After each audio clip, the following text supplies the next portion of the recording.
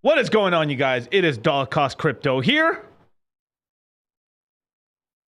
with how the Fed's fucking us. What's going on, you guys, man?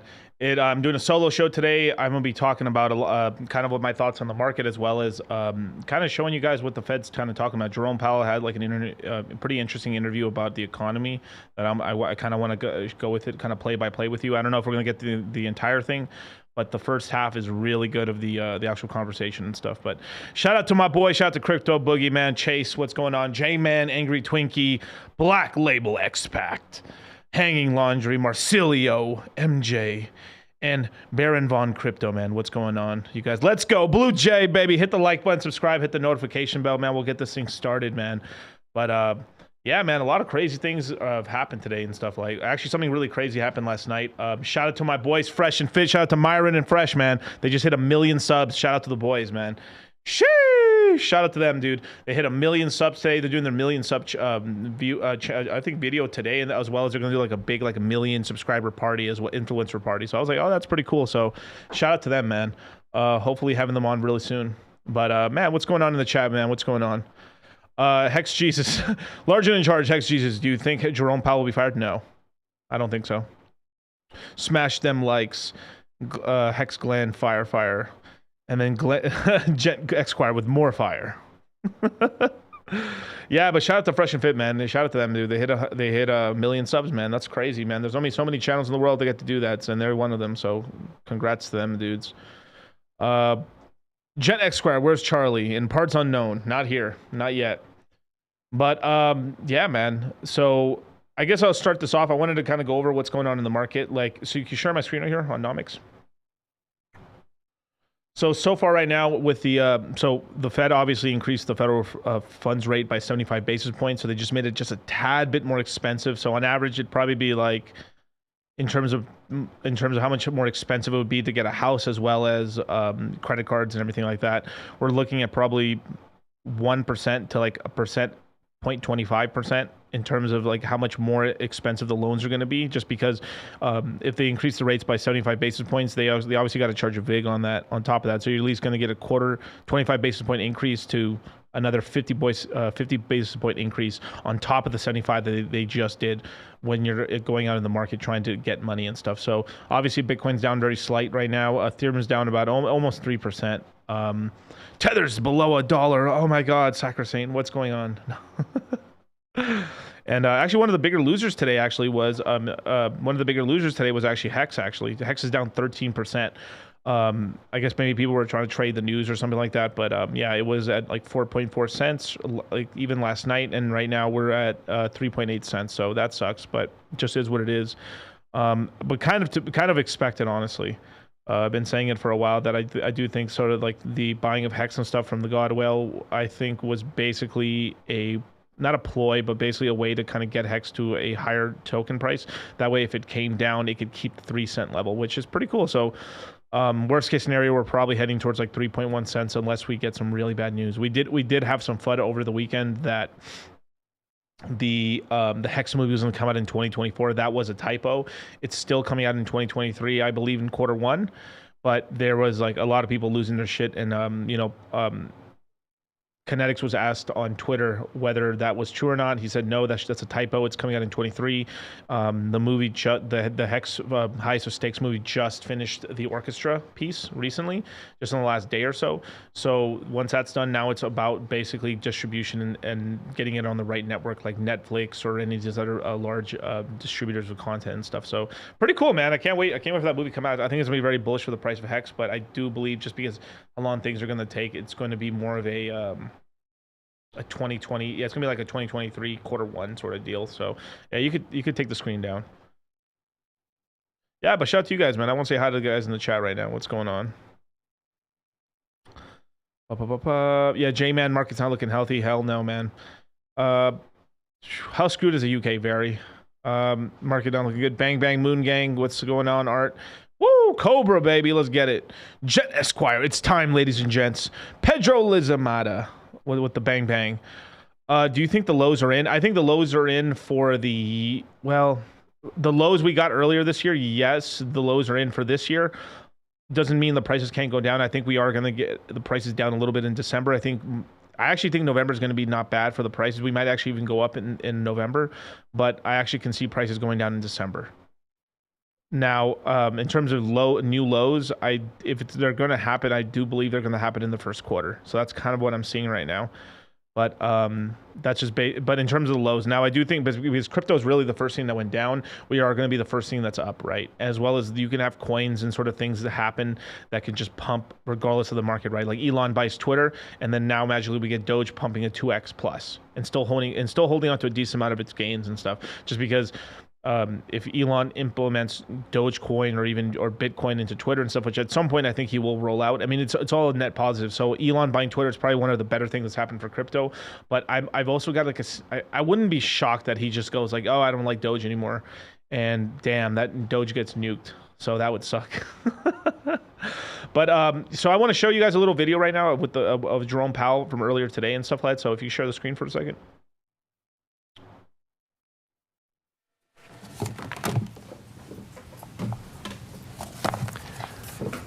Good afternoon.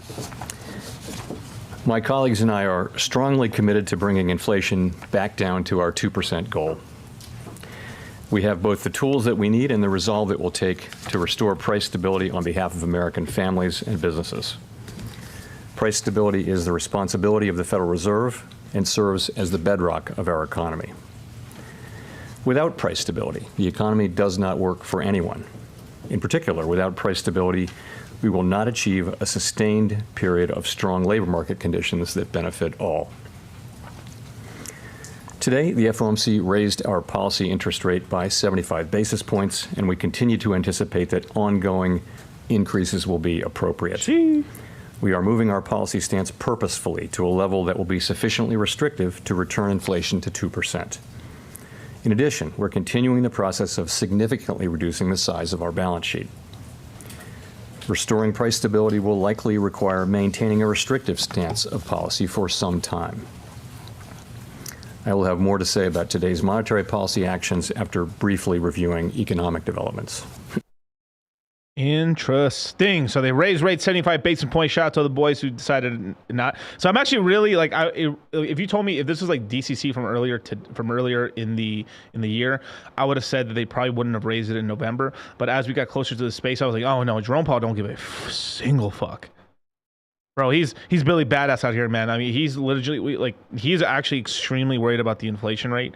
And I'm gonna show you guys. I'm actually going to kind of play you guys a video from surprisingly enough Fox News, and he's kind of more or less talking about the economy, and there's like a couple of key points in there that he ends up saying within like the first 30 minutes of the interview and stuff of the kind of the press conference, I should say, where he goes over a lot of the reasoning for what he does. And if you actually listen to what I think people are just trying to read in between the lines too more. No, I think he would legit. So I am fully convinced his next raise is going to be a full 75 basis points. It won't be 50. I said that earlier on Instagram, but as I heard him today in that interview, I was like, nope. You know what? Jerome Powell, Daddy Jerome, baby. Shout out BBC gang. Jerome is more than likely going to do a 75 basis point increases. I don't think they're going to pussyfoot down with 50s anymore. I think they're full 75 increases until they kind of get it down. And that's just based off of how he was talking today, and he's kind of proven to show that when he says he's going to do something, he actually does it, and he's legitimately is trying to get rid of the inflation. Now, the one interesting thing is looking at this in terms of CPI. Now, the CPI number is calculated in a certain way, where they take the average of the last 2 years, and this next year, the CPI, the way they calculate it is going to be changed. Instead of an average of 2 year, it's over the last year. So this will kind of lower the CPI number down to about, it should be about 2%.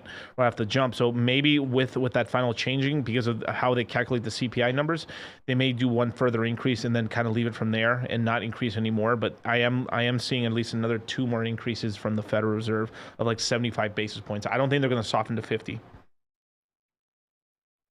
Yeah, no, Miguel, until something breaks. Exactly, right? So yeah, they said until something breaks, then they'll do something else. But Jerome is extremely adamant that he's trying to actually keep increasing the rates and stuff, and he does not give a fuck about what's going on in the market. I mean, he's basically trying to say there was a question he said in there where it sounded like, and we'll play it in a minute, where like he sort of sounded like he was trying to get away from what the cause of this, like basically weakening in the labor market, right? Which is what they want to cause. Like they actually want the labor market to actually weaken at some point. Then they'll stop increasing the rates and stuff, and then they'll start easing and stuff, right? That's kind of what, because we're not in the labor market, you guys. We're in the capital market, right? We're investors, right? So once the unemployment rate really starts increasing, then I think they'll actually pause the rates, because their main 2 things are basically a certain amount of employment rate and a 2% or lower inflation rate. But they usually like the 2% inflation rate because it over time inflates away the debt on the system, especially in the normal markets and stuff. But yeah, and ETH is holding up pretty well too as well. I mean, like, well, macro wise, right? If you actually look at it, like Ethereum is actually, I mean, the miners are no longer dumping Ethereum, right? A lot of the Ethereum that's coming out is just dripping out, and it's going to a bunch of hodlers anyway. Now, even though we can't unstick the Ethereum, right? There really isn't much Ethereum going into the open market, just like how recently in DeFi Kingdoms, with the update that's happening with Jade, right? They've lowered the amount of total Jewel that would ever be in existence. There's now 125 million total supply of Jewel. There's no more coming out, so there's really not that much inflation. Now with Ethereum, there still is inflation, but now the main people who would get all that inflation that would dump it down, a lot of the hodlers aren't, because they don't have enough of it to be profitably dumping it and stuff. They're just holding on to it for the most part. So there's just much less sell pressure on Ethereum, but at some point when the market getting bad, it will cause a cascading effect, because when the prices go lower and they stay lower, you'll start getting some, Bitcoin miners having to sell Bitcoin off because they're going under, as well as, you're getting certain either projects or funds that are just take so much losses and losses that they have to start liquidating coins and stuff. So at some point we will get knocked back down, and then that prolonged period of just no action just really hurts the balance sheets of a lot of crypto companies, as well as VC funds. So that'll will drive the prices down lower over time. Jay, man, if the U.S. ever runs out of diesel fuel, we'll see a dip like never before. Yeah, I mean, so it's going to happen supposedly on the East Coast. Now on the West Coast, there's still diesel fuel and stuff, but I've been hearing that it's mostly going to be on the East Coast where there's going to be diesel shortages. So kind of crazy, man. Yeah, dog, BNB and Doge are holding up. Like, I mean, heck yeah, man. Doge is a lot. Well, there isn't much incentive to sell Doge now. Now that you're like, fuck Elon's. People are just waiting for that bullish Elon tweet, and basically people are now holding out for the hopium. Like, they basically had a sacrifice phase, essentially, is what in terms of the like where they're at right now. So they just had the sacrifice phase. So they're high belief in Doge right now because Elon's in charge, baby. He's gonna pump our bags. He's gonna put Doge into the ecosystem of like Twitter and stuff, like a Doge in every American's hand, right? That's basically what they're hoping for, and we're gonna get price swings in both directions now. Hopefully Elon is positive with Doge, but I mean, I could totally see Elon going a full 180 degrees and being like, I don't like Doge anymore, full Bitcoin. And it would suck for the Doge guys, but as long as he is crypto positive, it is really good for the crypto space because it onboards more people, and we can use the Twitterverse to kind of get more people into the crypto space. Now, let's see. Jason Rose, the best move is a 3x short Doge. 10,000 Doge being created every minute is a lot of buying power to maintain. Oh, definitely, man, definitely. But it just kind of is what it is. Now, I wouldn't be surprised that a lot of that supply is not really coming online too much because the way Dogecoin works is it's script mined. So back in the day, they had it. They were a fork of Litecoin. And they basically kept getting attacked, and they were having trouble. People like legitimately like just only mining Dogecoin. So what happened was they merge mined their mining with Litecoin. So Litecoin miners hold up the system for both Litecoin and Dogecoin. So all transactions done in Doge are secretly being done by Litecoin, actually. So all the Litecoin miners are actually earning dual yield. They earn Litecoin and Dogecoin. So I wouldn't be shocked that a lot of the miners right now, I mean, like to be a Litecoin miner, you're probably very profitable right now as a Litecoin miner, especially because the main coin the side coin you're earning is actually generating you some income. So kind of surprising. The Litecoin miners are surviving with Dogecoin. Like, who would have fucking guessed? Hit it, man. Woo!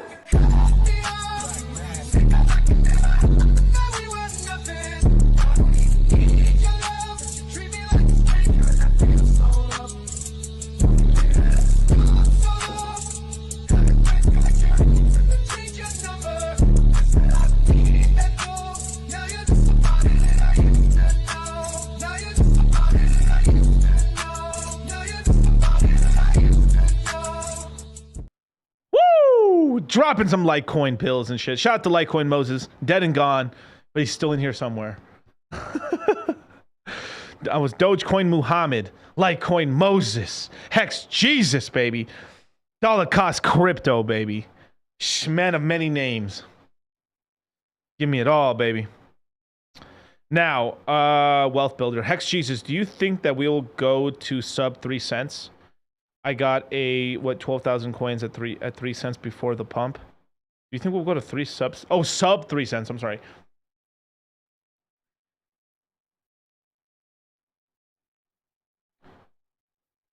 Possibly we could go to like 2.5 cents at most, but that's as far as I think. Especially with us pumping to 4 cents, I think it's gonna take a lot of bullshit to get us to drop below 3.1 cents, I believe.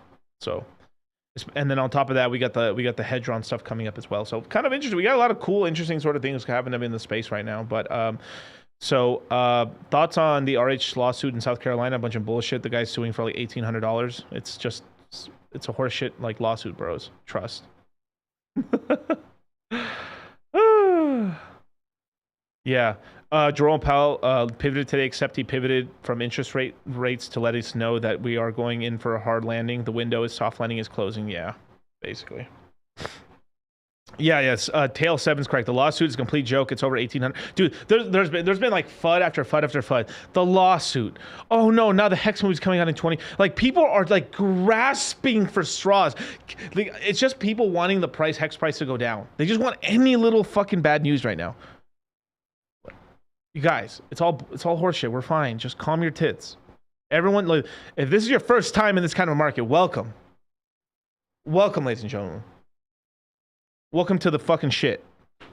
It is what it's crab market. People want down or up only. because it's interesting because you can make money. There's moves to make, right? But crab market is like it is the worst. It's the worst because it's so boring. It's boring. I'll be the first to tell you that it's boring, but if you pay attention, there's moves you can make right now. So let me go a little bit. I'm going to play a little bit of the Fed Jerome meeting and stuff, and I'm going to talk a little over it and kind of give my thoughts of what Jerome means on this right here. So if you could share the screen for 1 second. That's theater mode, right? Okay, cool. So.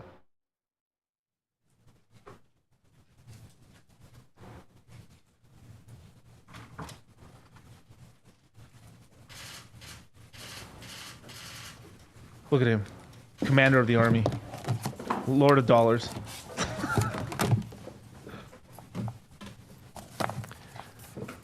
Good afternoon.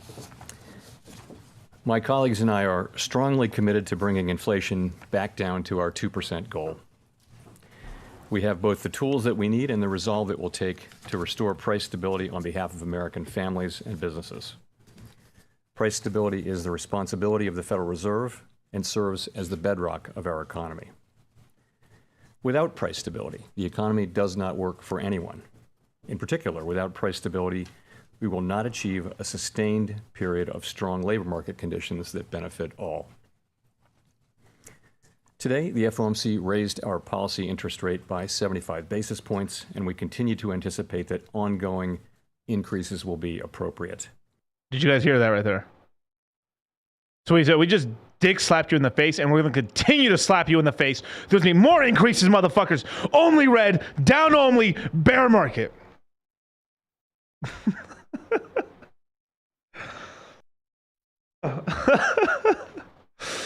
Oh my God. We are moving our policy stance purposefully to a level that will be sufficiently restrictive to return inflation to 2%. In addition, we're continuing the process of significantly reducing the size of our balance sheet. Restoring price stability will likely require maintaining a restrictive stance of policy for some time. I will have more to say about today's monetary policy actions after briefly reviewing economic developments. The U.S. economy has slowed significantly from last year's rapid pace. Real GDP rose at a pace of 2.6% last quarter, but is unchanged so far this year. Recent indicators point to modest growth of spending and production this quarter. Growth in consumer spending has slowed from last year's rapid pace, in part reflecting lower real disposable income and motherfuckers. So a bit of the stuff that he's talking about right now is basically saying that like what and kind of what they're trying to do without really saying it is they're trying to wreck everybody so they have less money to spend, so there's less inflation. And the reason there's so much inflation is because they can print money, the money goes to other people, and they spend the money. But because the capital markets, the stock market, real estate, crypto went up so much, people still have a lot of savings in crypto and in stocks and all these things. So what they're trying to do by raising the rates is, okay, fuck, we need to slow down inflation. So how do we slow them? Let's destroy the wealth effect.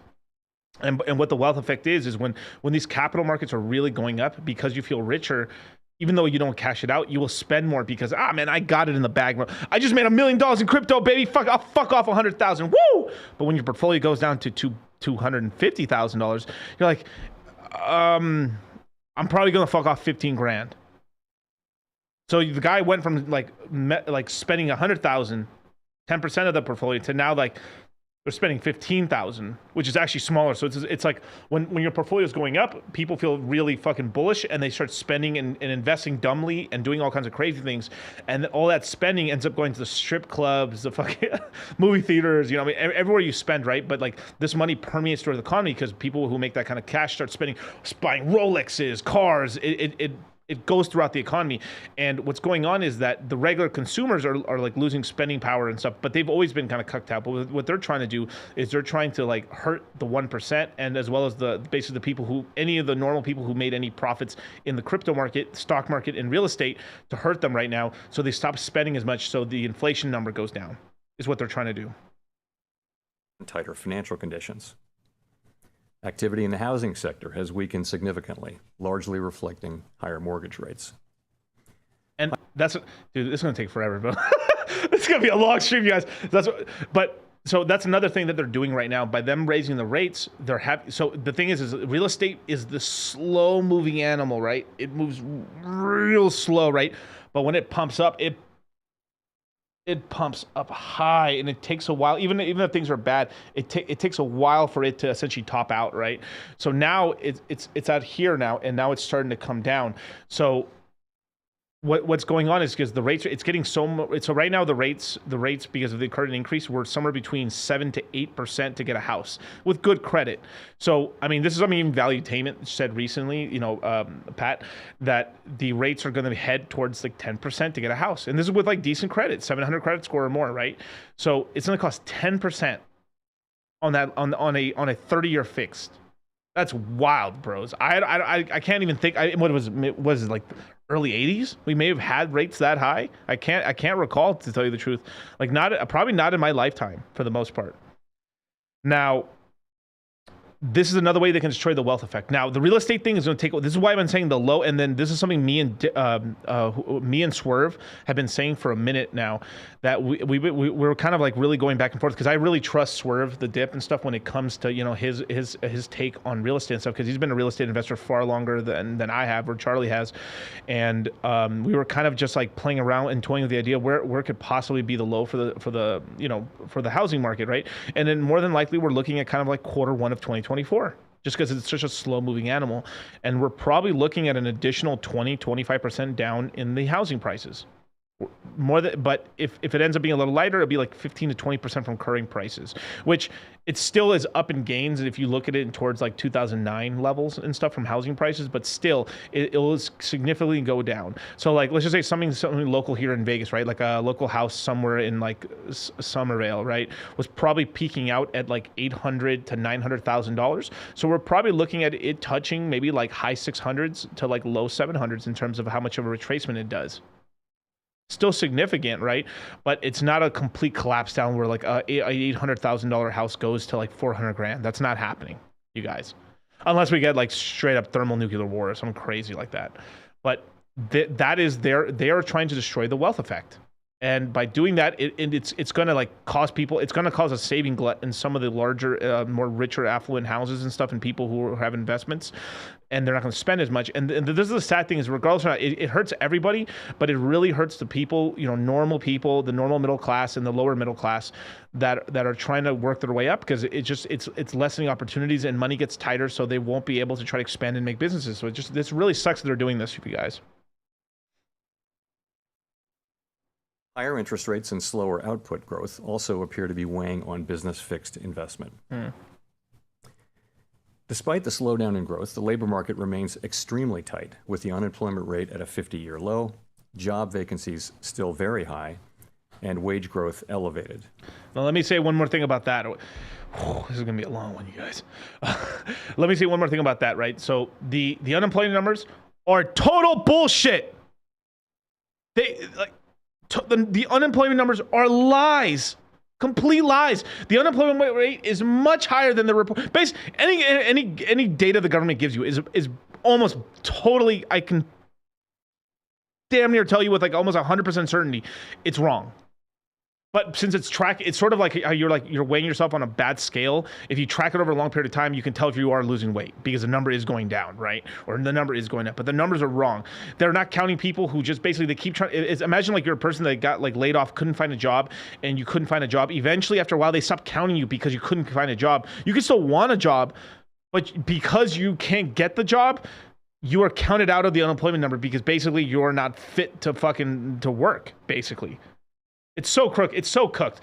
But regardless or not, right? We like off of their metrics, right? Because that metric is so skewed down that they can just focus on nuking the market. Because remember on the can you full screen me for 1 second?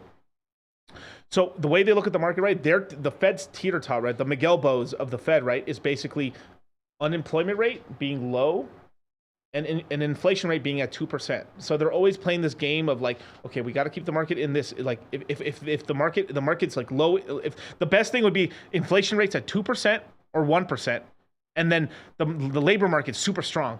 Woo!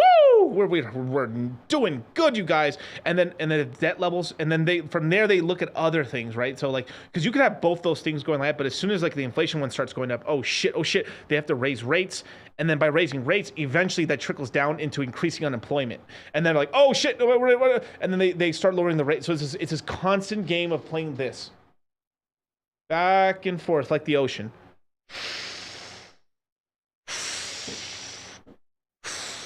But now, since they've cooked the numbers on the inflation, on the unemployment rate, because the unemployment rate's higher than they say. So if they're saying the unemployment rate's what, like, I don't know, record low, it's probably, if you could probably triple the unemployment rate, that's probably where we're at, right? And in the inflation rate that they're saying, right, I think the current inflation rate is probably like, what, 8.1%? So we have an 8.1% inflation rate. You can double it. We're at 16 to 20% in real inflation in the economy. So we're kind of like this. Like so here's the inflation. It's pretty high, and then the unemployment's like this. That's not, the curve is supposed to be like this. A teeter-tot, an even teeter-tot, back and forth, but over time the economy is growing taller and taller and taller. But this time we're fucking over here like a retarded monkey. Like going back and forth. It's just, oh my God, man. All right, man, full screen it, man. Sheesh, let me go back a little bit. Slowdown in growth, the labor market remains extremely tight, with the unemployment rate at a 50-year low, job vacancies still very high, and wage growth elevated. Job gains have been robust, with employment rising by an average of 289,000 jobs per month over August and September. Yeah, OF models. That was all OF models, you guys. Let me hear that. Let's go back a little bit. That's OnlyFans models. That's hooking, you guys. All those numbers are people working at Wet Republic. With employment rising by an average of 289,000 jobs per month over August and September. Although job vacancies have moved below their highs and the pace of job gains has slowed from earlier in the year, the labor market continues to be out of balance, with demand substantially exceeding the supply of available workers. The labor force participation rate is little changed since the beginning of the year.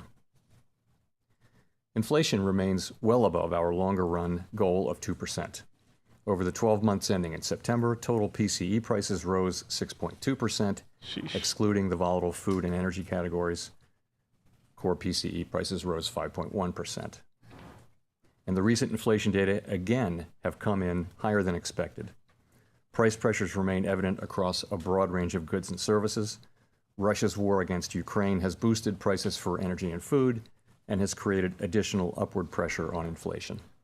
Okay, I do have to agree with him with that. Yeah, that is true. The war in Russia has increased prices for grain prices and all this other stuff as well, right? It's mostly hitting the commodities market for oil, even though there's so much, everyone and their mom produces oil, but a slight lacking in increasing the supply of oil. Like if you take away like 5 million barrels of oil and stuff like that, it seems you would think it's a pretty robust system, but you have it's a very illiquid market. There's so much oil flowing around the world, so much is moving. It's very efficient how it moves for the most part, right? There's large inefficiencies in it, but a slight drop in supply somewhere will cause massive prices increases in the market, especially because there's so much speculators as well in the commodities market as well. So this is causing so the reason this is causing inflation is because countries have to get that oil. So it's very elastic. So it's a very elastic market. So the reason it's causing inflation for the Russia thing is because hook or by crook, we have to get this oil, right? So countries will then print their own local currencies to get that oil and pay that higher price. Now that money's funneling into Saudi Arabia. Shout out to my boys, but shout out to my Saudi dudes. But that money's funneling to those people. But all these extra dollars, and then they're fucking off and investing this into a bunch of things. Like just recently, I think the Saudi government is going to wants the help of the Australian government. They're trying to invest $174 billion into mining. So basically, the Saudis are going to since the Chinese are essentially doing kind of bad right now, the Saudis are kind of picking up the slack, and they're going to start buying a lot of the mining industry in Australia and stuff. In Australia, they want Australia to help them with the loan and stuff, which is pretty strange. Usually, Saudis got that kind of money, but this time they want a little help because it helps out the Australians so much. So they're pretty much trying to diversify their portfolio and have like more mining sector sort of thing. So they're trying to get bigger into like into another different commodity trade. So really interesting. There's some interesting geopolitical shit going on right now. So the Saudis are kind of aligning themselves more with the Australians, and it seems like probably the Chinese money is starting to trickle. It's starting to slow down in terms of commodity investments, especially in Australia, because it's Australia makes a lot of money off of selling iron ore, copper, and a lot of zinc and metals and stuff. So pretty interesting. Across a broad range of goods and services, Russia's war against Ukraine has boosted prices for energy and food and has created additional upward pressure on inflation. Despite elevated inflation, longer-term inflation expectations appear to remain well anchored, as reflected in a broad range of surveys of households, businesses, and forecasters, as well as measures from financial markets. But that is not grounds for complacency. Mm-hmm. The longer the current bout of high inflation continues, the greater the chance that expectations of higher inflation will become entrenched. Now, this is a really key thing now. Even though we're all pissed off with the Fed and everything like that, they are trying to stop something that does scare them, which is basically that the inflation doesn't go away. And then we get that is probably one of the most dangerous situations. And I get where Jerome Powell is in terms of like his headspace on this, right? Is that we got to do something about this fucking inflation. Even if it's a bullshit number, we got to get the number down. Now, I believe Jerome Powell would actually keep increasing rates. Now, I don't know how he's going to act with the CPI number, and I have a bit of a conspiracy theory what's going to end up happening with that. And it could cause him to keep increasing rates even though the CPI is going down, and then eventually pause and pump the markets and stuff. But if the inflation number stays around for a long time, this is what happens in Latin American countries, in Turkey and stuff, is that the inflation doesn't go away and it just becomes a normal part of life. And then we just start inflating our dollars at a much higher pace that is not good for the world economy and not good for the United States as well. So they do, and so they basically, like, it's this whole thing, if the inflation really just keeps going up and up and up, they're going to have to nuke this thing down. And whether that, I mean, that fucking sucks for all of us, but it is the sort of thing is like it's worse for the United States dollar to go to shit, for not just for the United States, but for the entire planet, dude. That if the United States dollar just hyperinflated, I mean, and I'm not talking this, like everyone's inflating their currencies, right? So we're the prettiest ugly girl at the dance, all right? And oh boy. They're going to have to do something, right? So they're just going to have to keep tightening, but they're in this whole like kind of rough situation where if they keep increasing rates, at some point, something's going to snap, and they're like, oh shit, and they're going to have to start easing. So it's just this gentle game and stuff. I do believe the next run will be 75 basis points. I would be actually pretty surprised if they did 50, but I mean, regardless of that, we are going to get another rate hike increase. So we're looking at 50 to 75 basis point increase. Now, it'd be some pretty base shit if they started doing 100. And he was talking very stern later in this interview and stuff, but this is just some of the stuff that they're going through right now. But that is not grounds for complacency. The longer the current bout of high inflation continues, the greater the chance that expectations of higher inflation will become entrenched. The Fed's monetary policy actions are guided by our mandate to promote maximum employment and stable prices for the American people. My colleagues and I are acutely aware that high inflation imposes significant hardship as it erodes purchasing power, especially for those least able to meet the higher costs of essentials like food, housing, and transportation. Yeah. We are highly attentive to the risks that high inflation poses to both sides of our mandate, and we're strongly committed to returning inflation to our 2% objective. At today's meeting, the committee raised the target range for the federal funds rate by 75 basis points. And we are continuing the process of significantly reducing the size of our balance sheet, which plays an important role in firming the stance of monetary policy. With today's action, we've raised interest rates by 3.75 percentage points this year. We anticipate that ongoing increases in the target range for the federal funds rate will be appropriate in order to attain a stance of monetary policy that is sufficiently restrictive to return inflation to 2% over time. Financial. What they just said right there is that they're gonna keep increasing the rates down until the CPI numbers and the inflation rate starts going down. So over time, they're just gonna, if as long as the market doesn't break, they're gonna keep increasing the rates until they forcefully put the inflation rate down. Financial conditions have tightened significantly in response to our policy actions, and we are seeing the effects on demand in the most interest rate sensitive sectors of the economy, such as housing. It will take time, however, for the full effects of monetary restraint to be realized, especially on inflation.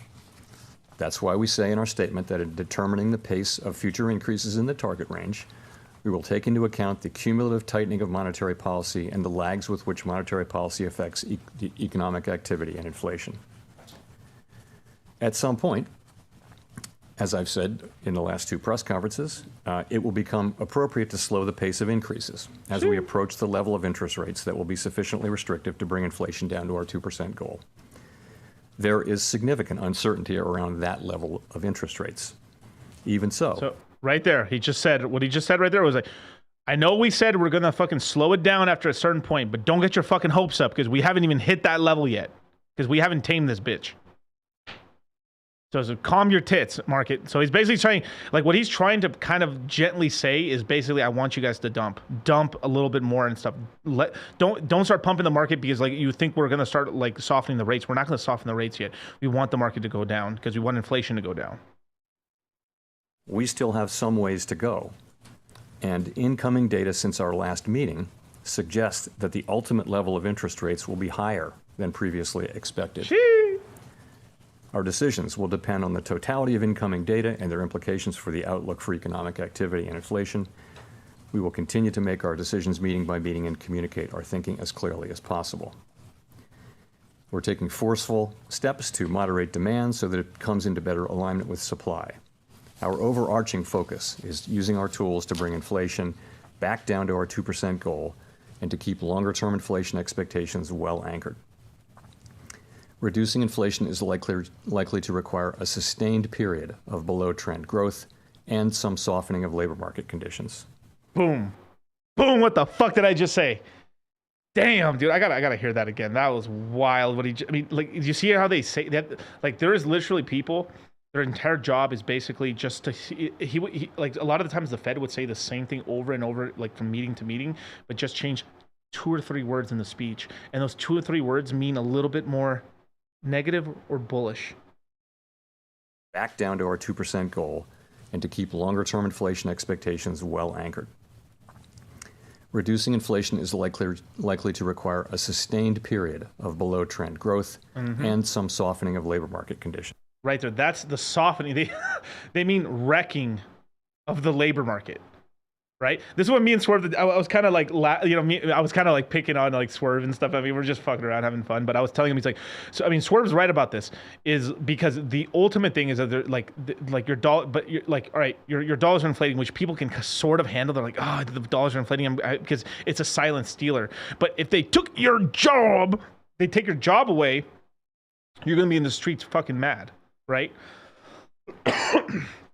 And that's kind of the ultimate sort of thing that, like, if the labor market just starts mass firing and you really get people, the unemployment really raising, that's where political, socioeconomical, and on top of that, the just regular people are all up in arms, and that's where like, oh shit, we're in trouble, and then they start the money printing and they start softening the interest rates and start printing money and stuff like that because they're like, we went overboard on that side.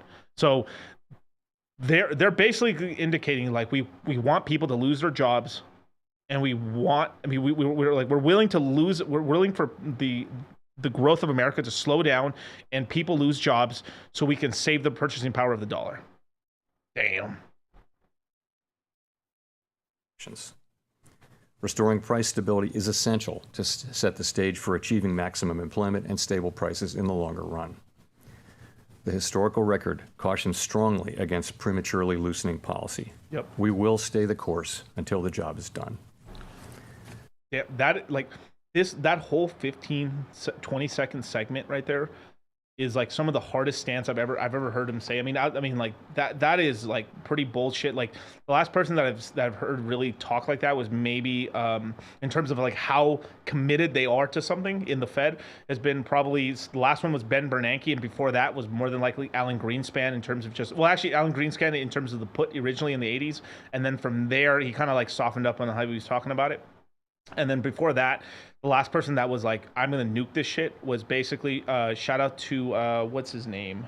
Oh my god, I totally forgot his name. He's like, he basically was the guy who ended up increasing the rates up to like 17 basis. Like he increased it by 1,700 basis points in one shot. He took the federal. He took, damn dude, he nuked. I mean, he went like. So we're talking about like 50 basis points. This dude did 1,700 basis points in one shot. Sheesh. Right? So they are like, Jerome Powell is very serious about continuing this path until something breaks. He's going to keep tightening and tightening and tightening, and he wants to get this under control. I wouldn't be surprised. He's actually a little afraid of how they're going to be calculating the CPI, but they do use other internal metrics to actually calculate the CPI internally. But they do look at that the main CPI numbers that we're looking at. So interesting. And that was Paul Volcker. I'm sorry, Paul Volcker. So Paul Volcker, the Chad Paul Volcker. At the time, they literally wanted to kill this man. At the time, they were because he's completely like nuked the entire market. I mean, basically, the inflation rate was going crazy because that was around the time that the dollar wasn't really backed by anything. And then they ended up backing it with the petrodollar system and stuff under not Reagan but under Nixon. And then the inflation rate was going it was still not under control, and so he just turbo nuked the market, brought the inflation down, crushed the U.S. economy, set it into a recession, and then afterwards in the 80s and stuff. But because of that, it strengthened up the dollar again. It got the inflation under control, and then it took us with this whole thing where basically rates were heading down for damn near 20 years, and gave us the pretty decent economies of the 80s and 90s. And then from there, they went a little overboard and loosened the rates up even too low to zero during the times of the, or near zero, I should say, near the times of the housing boom. And then from there, boom, he crashed. So that's kind of what was going on. To conclude, we understand that our actions affect communities, families, and businesses across the country. Everything we do is in service to our public mission. We at the Fed will do everything we can to achieve our maximum employment and price stability goals. Thank you, and I look forward to your questions. Thank you, Colby.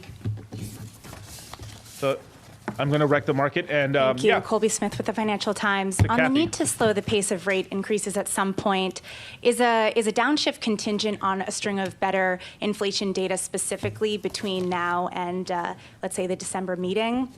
Or is that something that the Fed could potentially proceed with independent of that data, given the lagged effects that you mentioned? So a couple things on that. We do need to see inflation coming down decisively, and good evidence of that would be a series of down monthly readings. Of course, that's what we'd all love to see, but I've never thought of that as the appropriate test for slowing the pace of increases or for identifying the appropriately restrictive level that we're aiming for. We need to bring our policy stance down to a level that's sufficiently restrictive to bring inflation down to our 2% objective over the medium term. How will we know that we've reached that level? Well, we'll take into account the full range of analysis and data that bear on that question, guided by our assessment of how much financial conditions have tightened, the effects that tightening is actually having on the real economy and on inflation, taking into consideration lags, as I mentioned. We will be looking at real rates, for example, all across the yield curve and all other financial conditions, and as we make that assessment. And they mean mostly just in U.S. markets. They are not, even though you have to imagine they are looking at the world market and see what's going on, but they are mostly basing all this stuff off of just U.S. numbers and stuff like that. So things could get extremely terrible if you're in Europe and in Asia, just because the United States is doing this monetary policy and stuff. And then this is why you're getting such high inflation in other currencies, because the United States is tightening and a lot of money, and the dollar is becoming more scarce just because it costs more to borrow. And so other countries are printing more of their dollars or more of their currencies in order to get dollars. And this is like, this is why it's kind of causing hyperinflation in some countries, Turkey and some other nations like that, and causing pretty significant inflation in a lot of other normal currencies, which that doesn't happen. I mean, we've seen like a 30-40% drop, the dollar and the pound. I mean, the euro's taking a pounding, and so is the pound taking a pounding. And, you know, long live the queen, baby. Duration lags, as I mentioned. We will be looking at real rates, for example, all across the yield curve and all other financial conditions, and as we make that assessment. Hi, Howard Schneider with Reuters. Look, I'm sure there's going to be tons of confusion out there about whether this means you're going to slow in December or not. Would you say that the bias right now is not for another 75 basis point increase?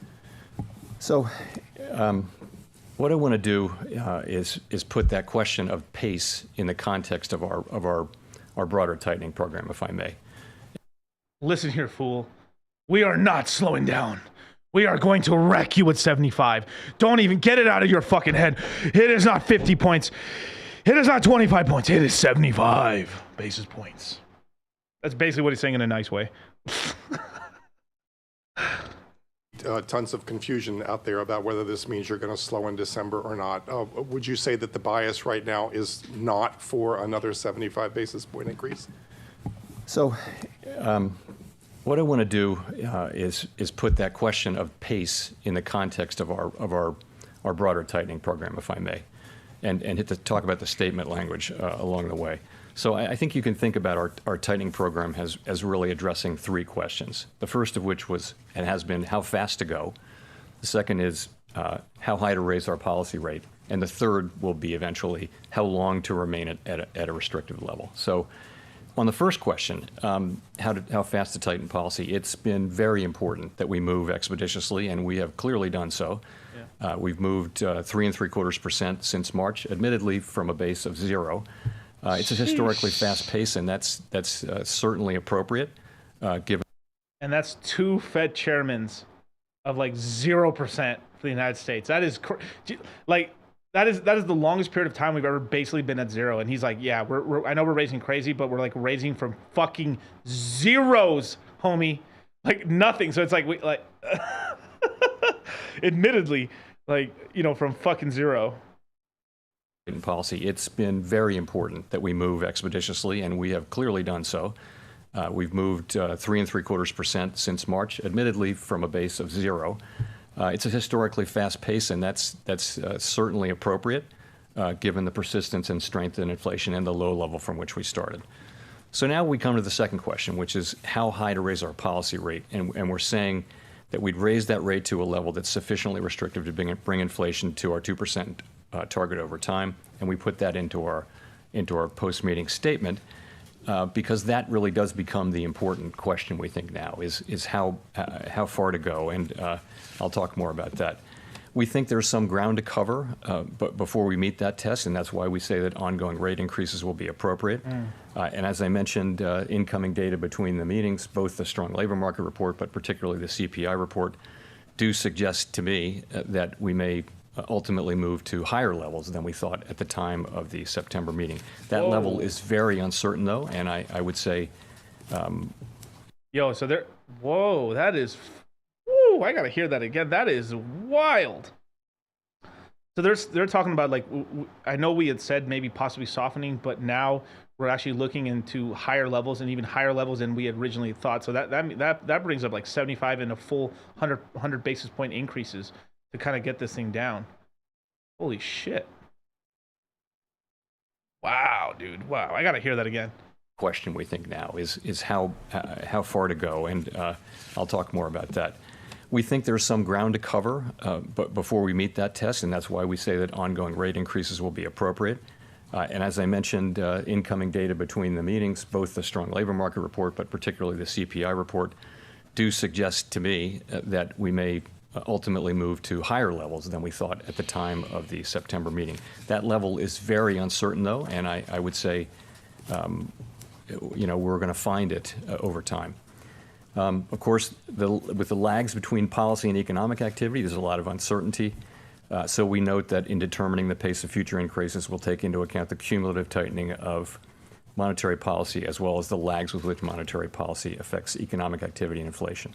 So I would say as we come closer to that level, move more into restrictive territory, the question of speed becomes less important than the second and third questions. And that's why I've said at the last two press conferences that at some point it will become appropriate to slow the pace of increases. Yeah. So that time is... They're saying as soon as the data starts showing that, like, oh, this is finally working, then we'll now consider, like, lowering it down a little bit, like lessening it. So maybe taking it to 50 and then maybe eventually 25. But we know that whatever actions we do now takes a while for that to actually show up in the data. So we may over tighten, but who gives a fuck? Basically, we're gonna, until we see the data going down, then we're gonna soften now. And he's kind of trying to tell you guys the last two meetings is basically like, all right, now just because I said that we'd start softening at some point, it is not now. And a lot of people are starting to cook that in that, like, oh, the softening will start really soon. But the data hasn't shown up yet, so they're gonna keep acting the way they're acting until the data's starting to show them that now we can slow down a little bit on this. Hit the like and subscribe button, you guys, man. Sheesh. Play by play. It's coming, and it may come as soon as the next meeting or the one after that. No decision has been made. It is likely we'll have a discussion about this at the next meeting, a discussion. To be clear, let me say again, the question of when to moderate the pace of increases is now much less important than the question of how high to raise rates and how long to keep monetary policy restricted, which really will be our principal focus. If I could follow up on that, to what degree was there an importance or weight given to a need to signal this possibility now, given all the concerns really around the globe about Fed policy sort of driving ahead and everybody else, dealing with their own stress as a result? Well, I think I'm pleased that we have moved as fast as we have. I don't think we've over-tightened. I think there's very difficult to make a case that our current level is too tight, given that inflation still runs well above I haven't the even federal funds. started. So I think that it's... Damn, son. He just said, basically, he's like, I'm really proud of how much we've been raising, but I don't think we've raised enough, you guys. Driving ahead and everybody else, dealing with their own stress as a result. Well, I think I'm pleased that we have moved as fast as we have. I don't think we've over-tightened. I think there's very difficult to make a case that our current level is too tight, given that inflation still runs well above the federal funds rate. So I think that at this meeting, the last two meetings, as I've mentioned, I've said that there would come a point, and this was a meeting at which we had a discussion about what that might mean, and we did discuss this, and as I mentioned, we'll discuss it again in December. But there's I don't have any sense that we've over-tightened or moved too fast. I think it's been good and a successful program. That we've gotten this far this fast. Remember, though, that we still think there's a need for ongoing rate increases, and we have some ground left to cover here, and cover it we will. Nick?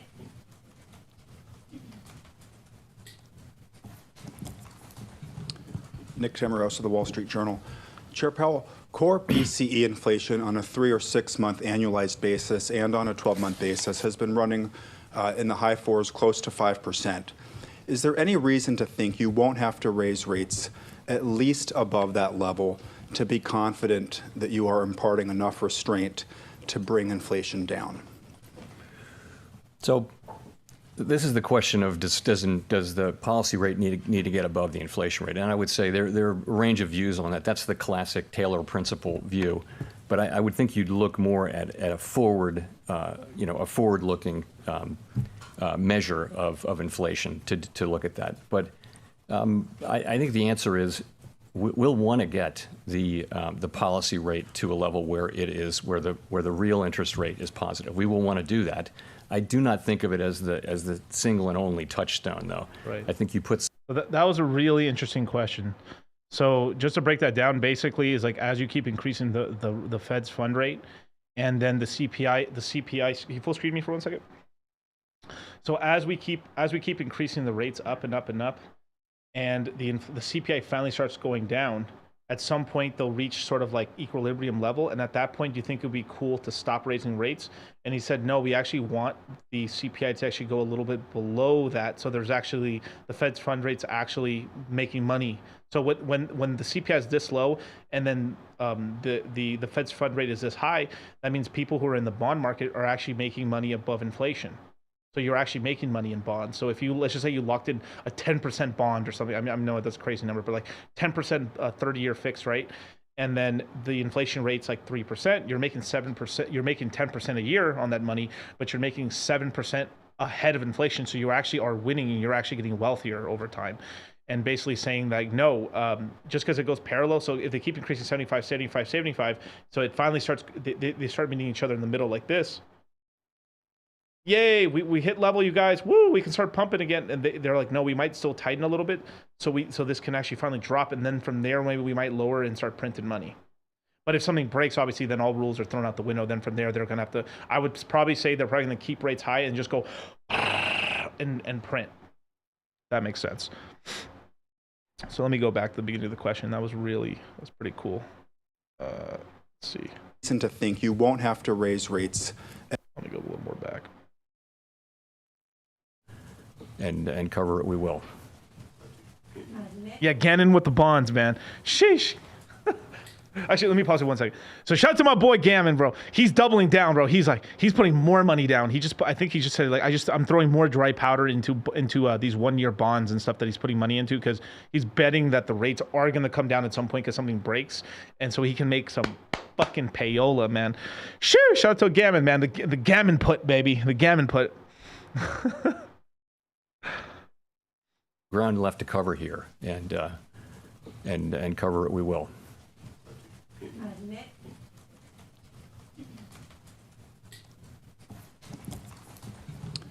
Nick Tamarosa of the Wall Street Journal.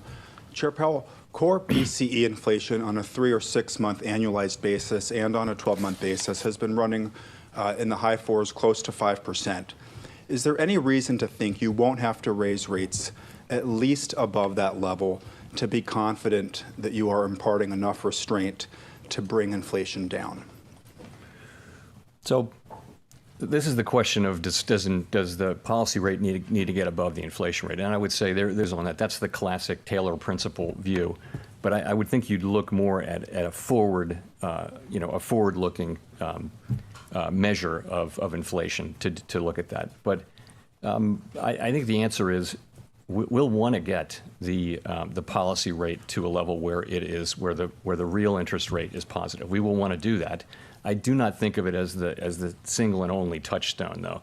I think you put some weight on that. You also put some weight on rates across the curve. Very few people borrow at the short end of at the federal funds rate, for example. So households and businesses, if they're So what he's about to say right now, and what he's saying right now, is that very few people, basically a couple of institutions and banks, are the only people that can actually borrow at like I think we're like at 3.7 or like 4% rate that the Federal Reserve is at right now. Most people are paying this plus an extra VIG on top, right? So let's just say the Fed's fund rate is 4%. Most people with really good credit are probably getting charged, and I'm talking about like crazy good credit, or maybe like a really big business is probably paying 50 basis points above it to a good 150 above it on average. And then on housing and stuff, like it's damn near, I think we're at 7 with this raise. I think we're almost at 8% on a house and stuff. So if whatever the Fed fund rate is right now, like it costs 8% to borrow the money, just because that's how much extra on top of that there is. So he's talking about the VIG on the economy, or on borrowing as a normal person in the market. So full screen again, man. A level where it is where the real interest rate is positive. We will want to do that. I do not think of it as the single and only touchstone, though. I think you put some weight on that. You also put some weight on rates across the curve. Very few people borrow at the short end of at the federal funds rate, for example. So households and businesses, if they're very meaningfully positive interest rates all across the curve for them, credit spreads are larger, so borrowing rates are significantly higher. And I think financial conditions have tightened quite a bit So This is how they hurt I would the look at that consumers. as an important feature. I'd put some weight on it, but I wouldn't say it's something that is the single dominant thing to look at.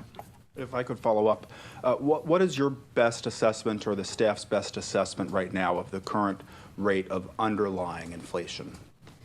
I don't have a specific number for you there. So there are many, many models that look at that. And I mean, one way to look at it is that it's a pretty stationary object, and that when inflation runs above that level, for sure, substantially above for some time, you'll see it move up, but the movement will be fairly gradual. So I think that's what the principal models would tend to say. But I wouldn't want to land on any one assessment. There are many different. As you know, many different people publish an assessment of underlying inflation. I don't want to give you our number because we want to always scapegoat to any other number. Hi, Chair Powell. Thank you for taking our questions. Gina Smilek, New York Times. I wonder, do you see any evidence at this stage that inflation is or is at risk of becoming entrenched? Is inflation becoming entrenched? So I guess I would start by pointing to expectations. So if we saw longer-term expectations moving up, that would be very troubling. And they were moving up a little bit at the middle part of this year, and they've moved now back down. That's one piece of data. Shorter-term inflation expectations moved up between the last meeting and this meeting, and we don't think those are as indicative, but they may be important in the wage-setting process. There's a school of thought that believes that. So that's very concerning. I guess the other thing I would say is that the longer we have, we're now 18 months into this episode of high inflation, and we don't have a clearly identified scientific way of understanding at what point inflation becomes entrenched. And so the thing we need to do from a risk management standpoint is to use our tools forcefully but thoughtfully and get inflation under control, get it down to 2%, get it behind us. That's what we really need to do and what we're strongly committed to. That's kind of crazy for them to say that.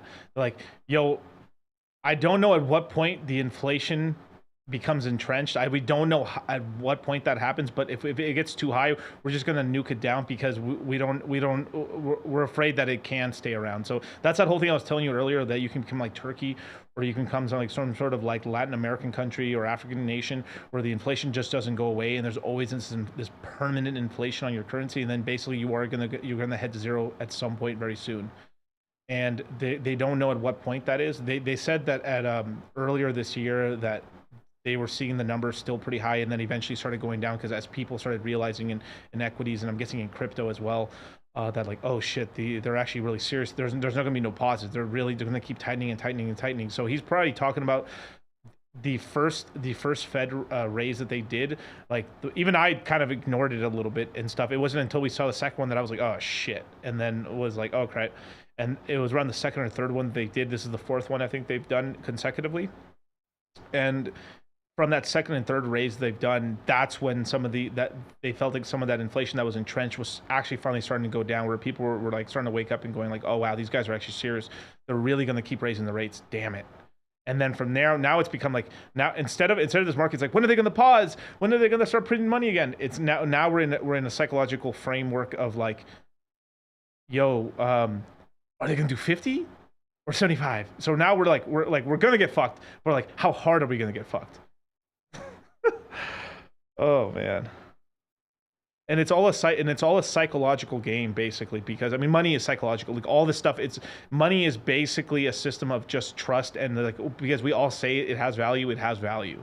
And a lot of people don't understand that. I feel like people in crypto understand that fact a lot more than most people in the traditional markets, but because we're playing with things that are actually connected, that like actually can be worth dollars, and we're creating cryptocurrencies, right? So we're thinking about things in terms of like we're actually printing money out of thin air, where like the normal person is like is buying things, pieces of a company that generates income, but isn't like it isn't like a group effort where like everyone's kumbaya. If everyone stays in and buys the coin and the price doesn't go, like everyone just keeps their coins and keeps buying, the price keeps going up, right? And everyone's getting the wealth effect that way, versus the other way where like earnings, how can they take money from the market and then that can raise the stock price up, and then buybacks as well, which is kind of a way like them spending DAO money in order to pump the price or keep the price from basically going down. Scientific way of understanding at what point inflation becomes entrenched. And so, the thing we need to do from a risk management standpoint is to use our tools forcefully but thoughtfully and get inflation under control, get it down to 2%, get it behind us. That's what we really need to do and what we're strongly committed to doing. Rachel. Hi, Chair Powell. Thank you for taking our questions. Rachel Siegel from the Washington Post. The statement points The Washington Post, you guys. You mean Bezos's fucking Bezos's freaking news network and shit? Oh my god. Lol. I was like, and Bezos is asking. Let's see what Bezos is asking now at the Washington Post.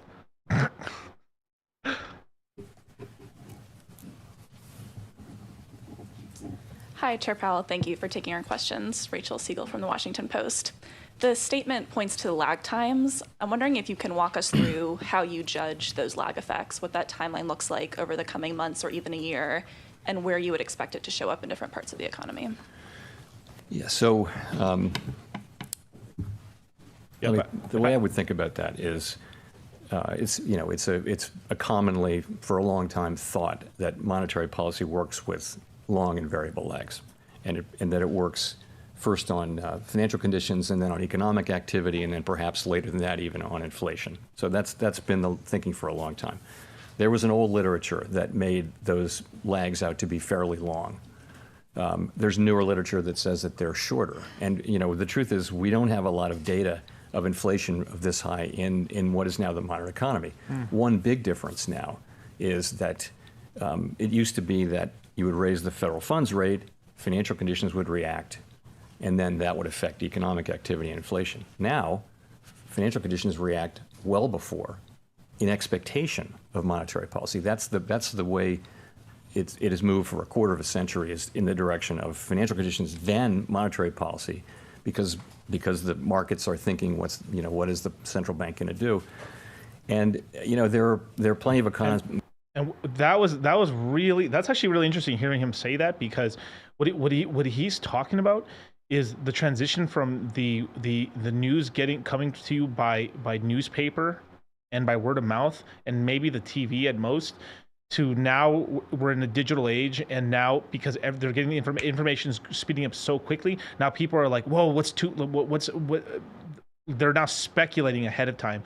So they used to just go, it's almost like, hey, the Fed's raising rates, holy shit, and they would react. And now it's like, yo, I think the Fed's going to raise rates. Let's just dump it now. Like we're front running the market, and then they raise rates. So it's changed up where like everyone's like going like almost like they're in Dune and everyone's on Spice, and they're all thinking like 2 moves ahead and stuff. So it's like the Spice melange. All Game of Thrones like. Financial conditions would react, and then that would affect economic activity and inflation. Now, financial conditions react well before, in expectation of monetary policy. That's the way it has moved for a quarter of a century, is in the direction of financial conditions, then monetary policy, because the markets are thinking what is the central bank going to do. And there are plenty of economists that also think that once financial conditions change, that the effects on the economy are actually faster than they would have been before. We don't know that. I guess the thing I would say is it's highly uncertain. And so from a risk management standpoint, it would be irresponsible not to ignore them, but you want to consider them, but not take them literally. So I think it's a very difficult place to be, but I would tend to want to be in the middle, looking carefully at what's actually happening with the economy, and trying to make good decisions from a risk management standpoint, remembering, of course, that if we were to over-tighten, we could then use our tools strongly to support the economy. Whereas if we don't get inflation under control because we don't tighten enough, now we're in a situation where inflation will become entrenched, and the costs, the employment costs in particular, will be much higher potentially. So from a risk management standpoint, we want to be sure that we don't make the mistake of either failing to tighten enough or loosening policy too soon. Damn, bro, that was Jerome Powell dropping bars. That was bars. Whoo! Basically says it doesn't matter. We can over tighten because we can just pump this bitch up at any point. But if we don't tighten up, then we may not be able to save this thing at all. Damn, that was some sheesh. Damn, Jerome Powell dropping, like, that was Holy Ghost bars right there, man. That was Holy Ghost bars. Sheesh, you got to hear that again. In the middle, looking carefully at what's actually happening with the economy and trying to make good decisions from a risk management standpoint. Remembering, of course, that if we were to over-tighten, we could then use our tools strongly to support the economy. Whereas if we don't get inflation under control because we don't tighten enough, now we're in a situation where inflation will become entrenched, and the costs, the employment costs in particular, will be much higher potentially. So from a risk management standpoint, we want to be sure that we don't make the mistake of either failing to tighten enough or loosening policy too soon. Yeah, and the second part to what he's trying to say there too is, like, if it's better for us to nuke the market now, because the amount of people that will lose jobs will be much less than if we hyperinflate, because then from there, like, half the economy could lose their jobs. So it's like we'd rather get like 8, 9, 10% unemployment than get 40% employment if hyperinflation happens. Sheesh. Of either failing to tighten enough or loosening policy too soon. And if I could follow up, should we interpret the addition to the statement to mean that more weight is put into those lag effects than they would have been after previous rate hikes? So I think as we move now into restrictive territory, as we make these ongoing rate hikes and policy becomes more restrictive, it'll be appropriate now to be thinking more about lag. Of course, we think about the lags are just sort of a basic part of monetary policy, but we will be thinking about them. But we won't be, I think we'll be considering them, but because it's appropriate to do so. Let me say this: it is very premature to be thinking about pausing. So people, when they hear lags, they think about a pause. It's very premature, in my view, to think about or be talking about pausing our rate hike. We have a ways to go. Our policy, we need ongoing rate hikes to get to that level of sufficiently. He said, "Bitch, calm your tits. We gonna nuke this market." Yo, hit it, man.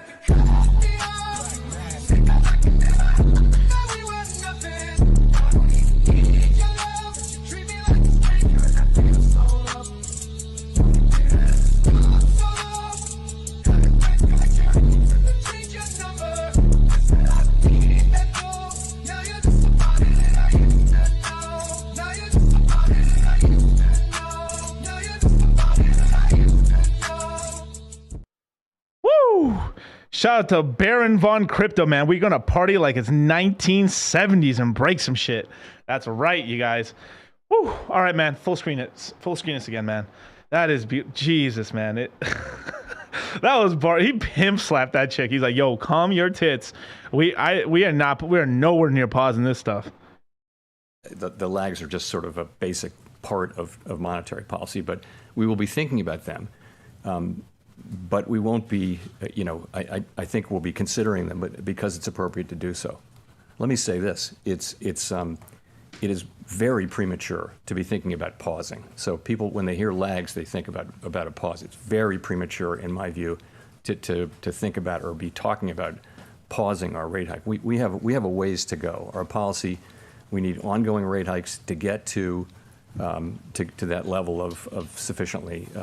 Restrictive, and we don't really know exactly where that is. We have a sense, and we'll write down in the December meeting a new summary of economic projections which updates that. But I would expect us to continue to update it based on what we're seeing with incoming data. Thanks, Chair Powell. Neil Irwin with Axios. As you look around the economy, the clearest impact of your tightening so far has been on housing, maybe some venture-funded tech companies. It's been relatively narrow in terms of the labor market, consumer demand, a lot of sectors you don't see a ton of effect. Is the pathway and channels through which monetary policy works changing? Is it narrower than it used to be? And on housing in particular, are you at all worried that you're crimping housing supply in ways that might cause problems down the road?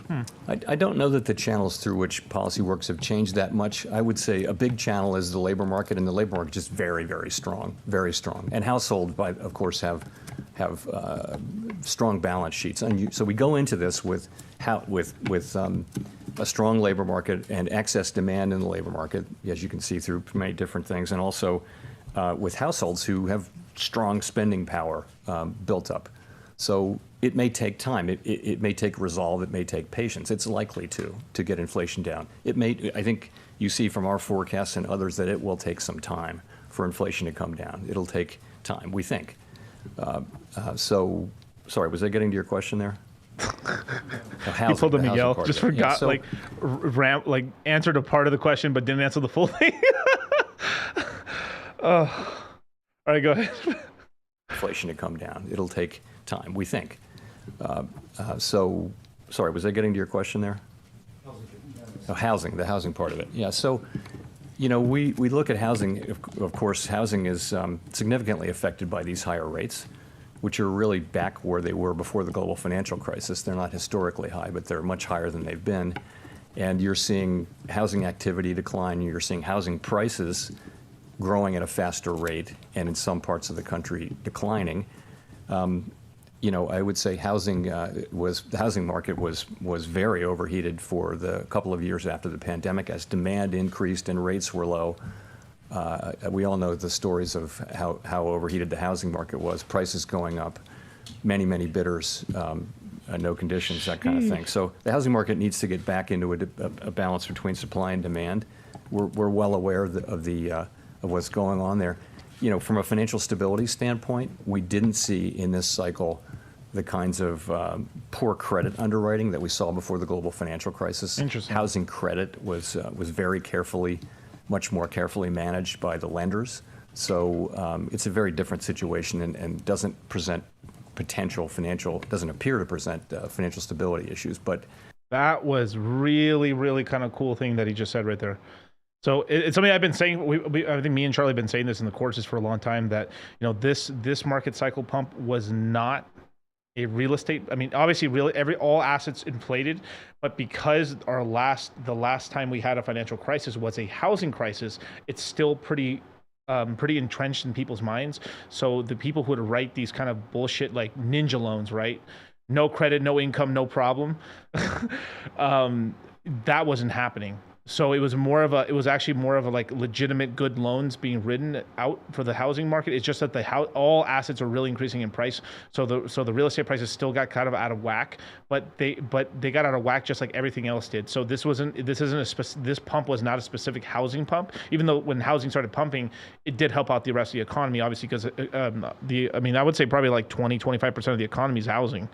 So it was a really relatively good thing. Now, they are trying to soften that up, because they did say that the housing prices were getting to a point where it was kind of making it hard for people to get into a house, right? So obviously people who had money who could lock in that 0% rate for a housing for a 30-year fixed, which is kind of, something we actually like, even though like a lot of people complain about America, like, other countries have a horrible way to actually buy properties. It's pretty bad, man. Like, in Canada, it's like 10, 15-year mortgages, and around the world, it is like these short-term mortgages, or if they have a long-term 30-year mortgage, it's like the interest rate will stay there for 5 years and then go to the new one and then lock in for 5 years. So it's this weird one where like in America, we can lock in our rates for 30 years and they ain't moving, which is really cool. But so this wasn't Jerome Powell that said this, but this was a really interesting sort of thing where like everyone's talking about, like, shout out to all the dudes who like were sitting on 0% interest, 0% on their houses, but or the lowest rate ever in history, which is like, I think it was like I think most people could get it for 3.5, 3.3. Some people were, if like they had like God tier like level like stuff, they were able to get it for maybe 2.8, 9% for a house, but almost nobody, maybe a corporation or so. They were able to get money that cheap. Pretty much like. But the housing price, but people who were locking in those rates were locking in the rates at a house price that was very high. So remember, it is. Can you full screen me?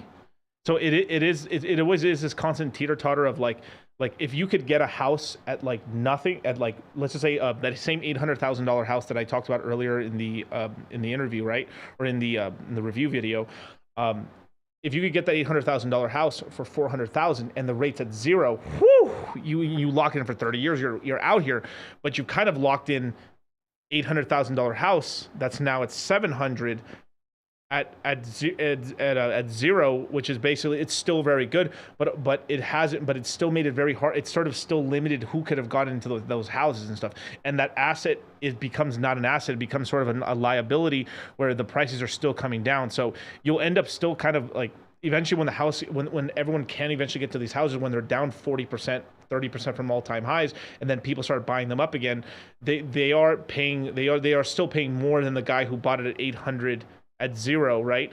But still, the divide isn't that much, isn't that fucking gigantic as it once was, just because that the people who bought the top and locked it in at the end there, still are paying still a pretty high price because the house is still pretty expensive. We got 2 point. Shout out to Straight to Cryptos. Baby, shit, we got 2.65. Yeah, baby. Sheesh. But those are arms, right? So you locked in a lower rate, but then it's going to go up. So at some point it's going to cliff off, and then your rates are going to go like that.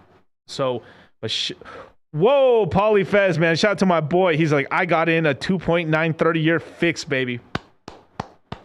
Sheesh. Shout out to my boys, man.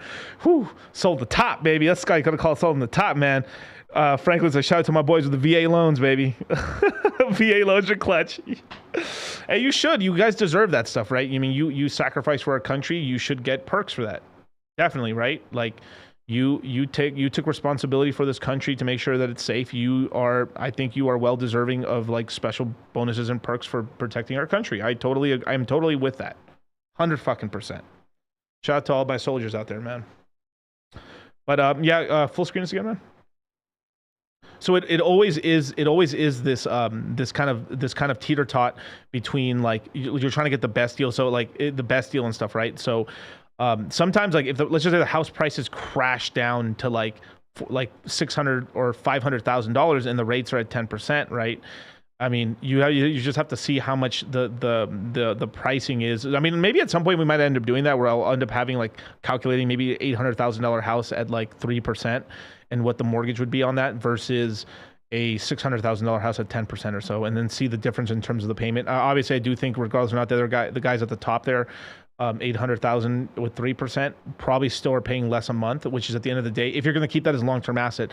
But it does kind of like, it does mean that you really can't pull. It takes as the prices are going down, you don't have equity in it very quickly. Where if you buy the bottom, you get equity quicker and you can pull money out of your properties, which a lot of people are very interested. So if you're, in terms of a long-term asset that you're keeping because you're trying to keep it for 30 years to put a roof over your head, fucking awesome if you bought the top there. I mean, if you bought the top and locked in that low rate, but in terms of you're trying to pull money out, because a lot of Americans and a lot of people, the way they kind of make money is that as their assets appreciate, then they pull the difference in the little in between right there. So like you buy a house for 600,000 and then it goes back up to 100,000, you can pull at 100 G's out that bitch, probably like 80,000. But that 80,000, that's how people end up spending. That's like the wealth effect from real estate, basically. Interesting. So full screen. All right. For the global financial crisis, housing credit was very carefully, much more carefully managed by the lenders. So it's a very different situation and doesn't present doesn't appear to present financial stability issues. But no, we do understand that's really where a very big effect of our policies is. Yep. Actually, let me say one more thing. Josie Wells had a really good comment in the chat. People will be losing equity as rates tighten, so prices will come down. And this is kind of, if anyone you guys remember Celsius or Voyager or any of these things where you could borrow money in your crypto and you're able to pull money out. So these things have something called the positive feedback loop. As the prices go up higher, you have more money to pull, which means that you pull money, so you speculate. So it keeps, so as the prices keep going higher, the prices keep going, it makes things red hot, and then you zoom up. Where like a negative feedback loop, because the prices are going down, you have less equity, you can pull less money out, so you're less likely to do it. And then as the rates tighten, the prices keep coming down, and then eventually you hit this point where you're under where you had equity in your house, and then you're now underwater, right? And then this is another way they're destroying the wealth effect Look at that evil face he has. My God, he looks like evil grandpa. Like that wasn't even intentional. Look at that. He's like, oh my God, he looks so evil right there, man. He's like the evilest grandpa right there. He's like, I'm gonna fuck up your equity in the house. Oh my God. All right, full screen. Jesus, look at that face, man. Sheesh. With the eagle right there. God bless America. Cucking out the world. Hi, Victoria Guida with Politico. I wanted to ask about the labor market. You mentioned early on again that job openings are very high compared to available workers, and I'm just curious to what extent you do and don't draw a signal from that. So, for example, if wage growth is slowing and if maybe the unemployment rate starts to tick up, will that make you sort of decrease your focus on job openings? What do you see? Are wages what's really important? How are you thinking about the labor market as it relates to inflation? So we talk a lot about vacancies and the vacancy to unemployed rate, but it's just one. It's just another data series. It's been unusually important in this cycle because it's been so out of line, but so has quits, so have wages. So we look at a very wide range of data on the labor market. So I'd start with unemployment, which is typically the single statistic you would look to, is at a 50-year low, 3.5%. We're getting really nothing in labor supply now. We had, I think, a very small increase this year, which we had really thought we would get that back. Most analysts thought we would get some labor supply coming in. So what he's talking about right here is basically. Now, she said something really interesting, too, which is like basically like labor force and participation isn't really going up. So there's all these jobs that need to be filled. But at the same time, too, not a lot of new jobs are actually being created as well. So obviously, I think that's just because the numbers are all skewed and everything like that. As well as we're still coming out of the whole Android 19 epidemic. Can't say the other words, you guys. The Android 19 epidemic, and that Android 19 epidemic, what it caused is it caused a lot of people to start working from home. So there's I think there's a lot of people probably working from home now that aren't reporting on taxes or doing all kinds of other stuff because what happened, like, dude, you gave a large swath of Americans who were trapped inside of offices the freedom to like work from home, and a lot of people don't want to come back to the house, and that's both on the Republican and Democrat side, on both sides of the. I mean, shit, I bet you on top of that too, you're probably gonna, as the economy gets tighter and tighter, you're gonna have a lot of females just quit their jobs and just stay at home. It's going to be, and shout out to all my dudes out here, the salt daddies? Yeah, the salt daddies. Shout out to all my salt daddies out here, man. You got to keep these women working hard and stuff so you can stay at home playing FIFA, baby. Sheesh. Full screen it. We look at a very wide range of data on the labor market. So I'd start with unemployment, which is typically the single statistic you would look to, is at a 50-year low, 3.5%. We're getting really nothing in labor supply now. We had, I think, a very small increase this year, which we had really thought we would get that back. Most analysts thought we would get some labor supply coming in. You mentioned wages, so I guess I would characterize that as sort of a mixed picture. It's true with average hourly earnings you see, so I would call it a flattening out at a level that's well above the level that would be consistent over time with 2% inflation, assuming a reasonable productivity there. With the ECI reading this week, again, a mixed picture. The headline number was a disappointment. Let's just say it was high. It didn't show a decline. There's some rays of light inside that if you look at private sector workers, that did come down. The compensation did come down. But overall, though, the broader picture is of an overheated labor market where demand substantially exceeds supply. Job creation still exceeds, the sort of the level that would hold the market where it is. So that's the picture. Do we see? We keep looking for signs that sort of the beginning of a gradual softening is happening. And maybe that's there, but it's not obvious to me because wages aren't coming down; they're just moving sideways at an elevated level, both ECI and average hourly earnings. Damn. He's like, he wants to get rid of your jobs, and on top of that, he's trying to lower your wages too. So all this inflation, he's like, I'm trying to make sure y'all getting paid less. I'm trying to make sure you guys have less jobs. I'm trying to make sure that your stocks are in the shitter. I want real estate down 40%. And on top of that, fuck crypto. I want you poor. Don't listen to Charlie and Miguel. Don't buy the dip. I want you to wreck yourselves. Down only. We want to see, we would love to see vacancies coming down, quits coming down. They are coming down. Vacancies are below their all-time high, but not by as much as we thought, because the data series is volatile. We never take any one reading. We always look at 2 or 3. So it's a mixed picture. I don't see the case for real softening just yet, but we look at, as I just showed you, we look at a very broad range of data on the labor market. So do you see wages as being a significant driver of inflation? Ooh. I think wages have an effect on inflation, and inflation has an effect on wages. I think that's... All right, man, this is Jerome Powell on the ropes right here. This is him ollieing this question. He's like, because they're so careful about talking about, like, they always are the one thing they're always very gentle on is wages and unemployment. They say things to make, like, he is basically saying, does it cause inflation? Because like if they say like, oh yeah, we want to make everyone have less, get paid less, and then most people are like, me paid less? That's bad. Wow. I mean, anyone can understand that thing. So they're always like, no, it doesn't cause inflation. We want people to earn a lot of money and stuff. Yeah, but secretly we want to rug them down. God, man, this money game is so dirty sometimes, man. But like I'll say this. This game is less dirty than the boxing game. I'll tell you that much. I'm going to have M to the K on pretty soon. Shout out to my boy M to the K. But, dude, the boxing game, boxing is the dirtiest. Like, I've been in a lot of industries, man. Boxing's the dirtiest sport in the space. Like, fucking crooks. I've only had, like, 2 encounters with some managers inside of boxing and stuff, and they try to rip us off every time. Like, goddamn. All right, full screen this thing, man. Let's go back.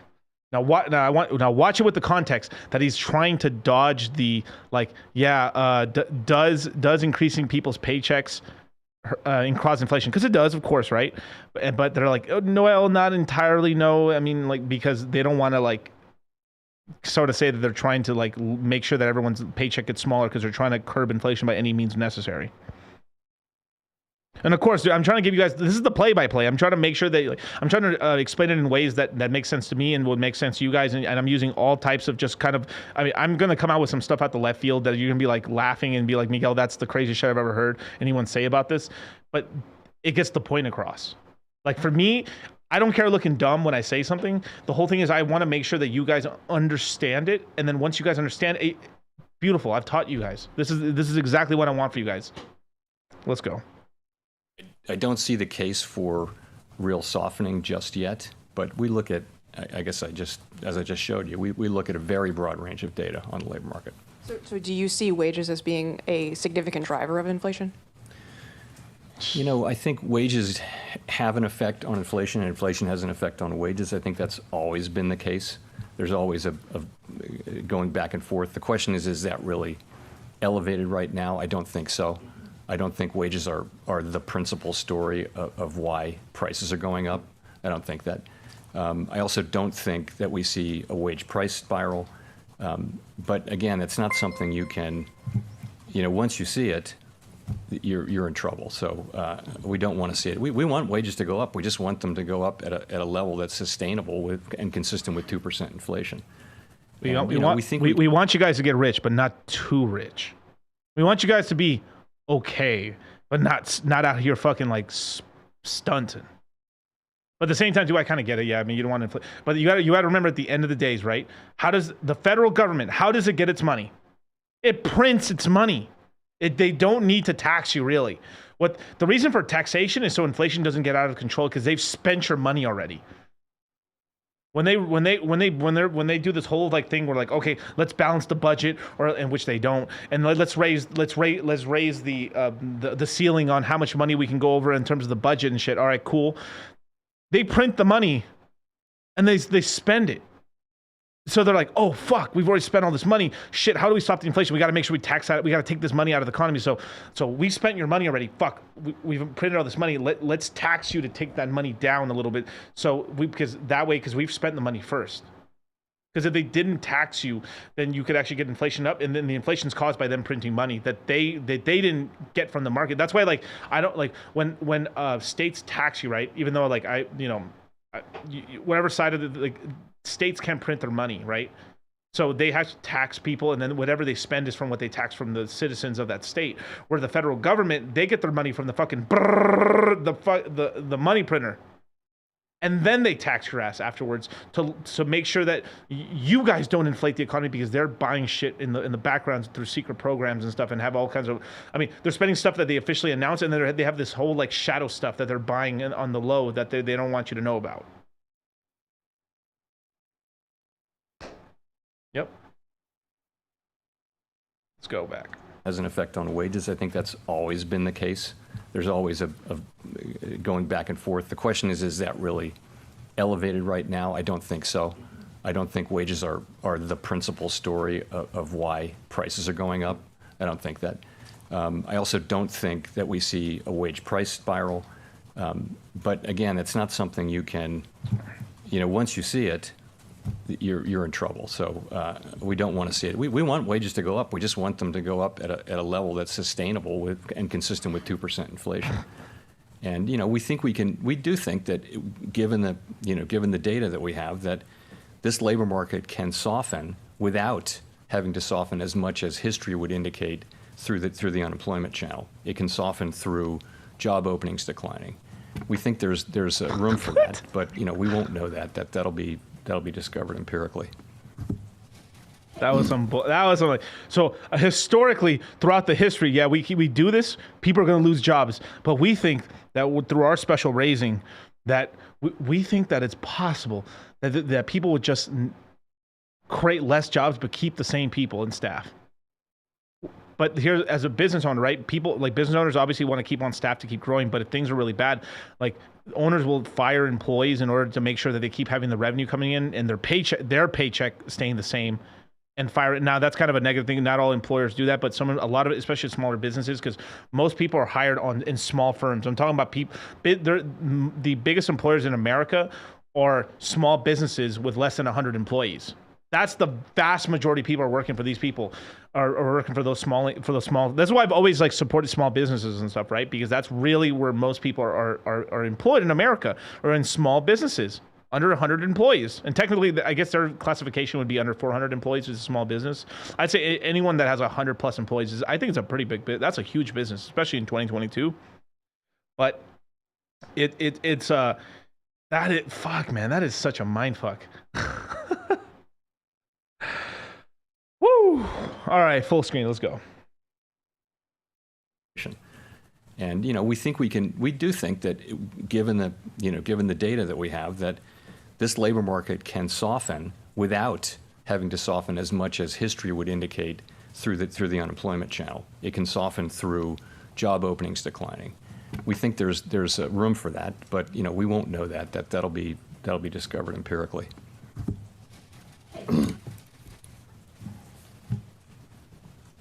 Thank you so much. Kayla Tausche from CNBC. Earlier last month, the United Nations warned that there could be a global recession if central banks didn't change course. The new UK Prime Minister warned of a profound economic crisis there. And I'm wondering how the Fed is weighing international developments in light of a very strong economy here in the U.S. that would seem to be bucking those trends. So, of course, we keep close tabs on economic developments and also geopolitical developments that are relevant to the economy abroad.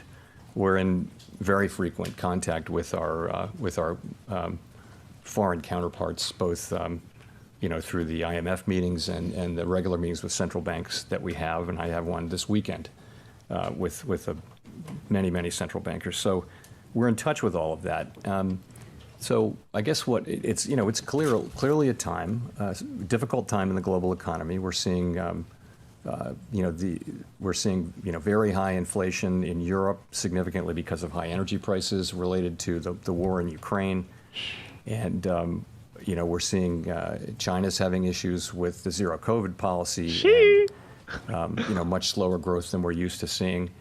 So we're seeing we see those difficulties. The strong dollar is a challenge for some countries, but we have it, and we take all of that into account in our models. We think about the spillovers and that sort of thing. Here in the United States, we have a strong economy, and we have an economy where inflation is running at 5%. Core PCE inflation, which is a really good indicator of what's going on for us, is the way we see it, is running at 5.1% on a 12-month basis, and sort of similar to that on a 3, 6, and 9-month basis. So we know that we need to use our tools to get inflation under control. The world's not going to be better off if we fail to do that. That's a task we need to do. Price stability in the United States is a good thing for the global economy over a long period of time. Price stability is the kind of thing that pays dividends for our economy for decades, hopefully, even though it may be difficult to get it back. Getting it back is something that provides value to the people we serve for the long.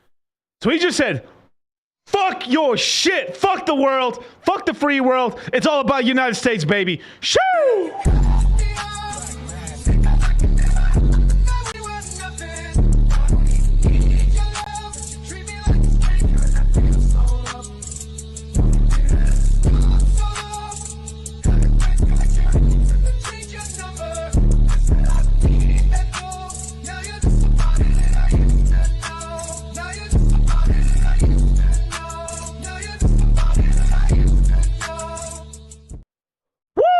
My boy Jerome said, fuck your shit.